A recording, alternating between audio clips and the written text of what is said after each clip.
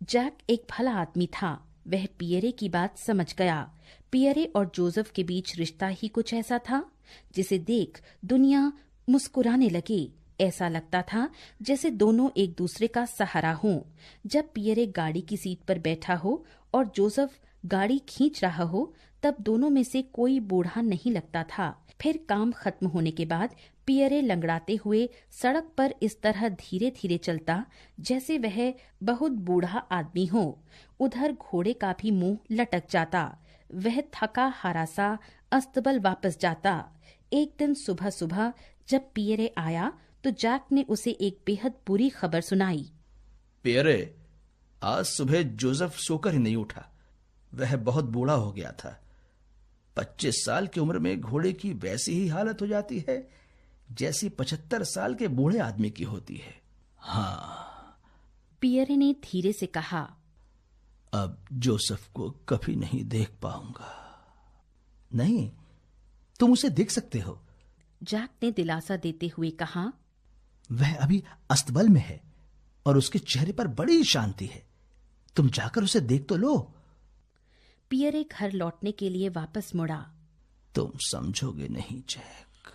Jack ने उसका कंधा थपथपाया। फिक्र ना करो, हम तुम्हारे लिए जोसेफ जैसा ही एक और घोड़ा ढूंढ देंगे और महीने भर में तुम जोसेफ की तरह उसे भी पूरा रास्ता सिखा देना, है ना? पियरे बरसों से एक मोटी टोपी पहनता था। टोपी के हुड से उसकी आंखें लगभग ढक जाती थीं। उसे उन आंखों में एक निर्जीव भाव दिखाई दिया। पियरे की आंखों से उसके दिल का हाल झलक रहा था। ऐसा लगता था जैसे उसका दिल रो रहा हो। आज छुट्टी ले लो पियरे, जैक ने कहा, परंतु पियरे उससे पहले ही घर वापस चल पड़ा था। अगर कोई उसके पास होता तो वह अवश्य पियरे की आंखों से लुढ़कते आंसू देखता और उसका सुबकना सुनता। पियरे एक कोना पार कर सीधा सड़क पर आ गया। उधर तेजी से आते ट्रक के ड्राइवर ने जोर से हॉर्न बजाया और दबाकर ब्रेक लगाया, लेकिन पियरे को कुछ सुनाई नहीं दिया। 5 मिनट बाद एम्बुलेंस आई। उसके ड्राइवर ने कहा, यह आदमी मर चुका है। तब तक जैक और दूध कंपनी के कई लोग वहां आ पहुंचे और पियरे के मृत शरीर को देखने लगे। ट्रक ड्राइवर ने गुस्से में कहा, यह आदमी खुद ब खुद ट्रक के सामने आ गया। शायद ट्रक दिखा ही नहीं।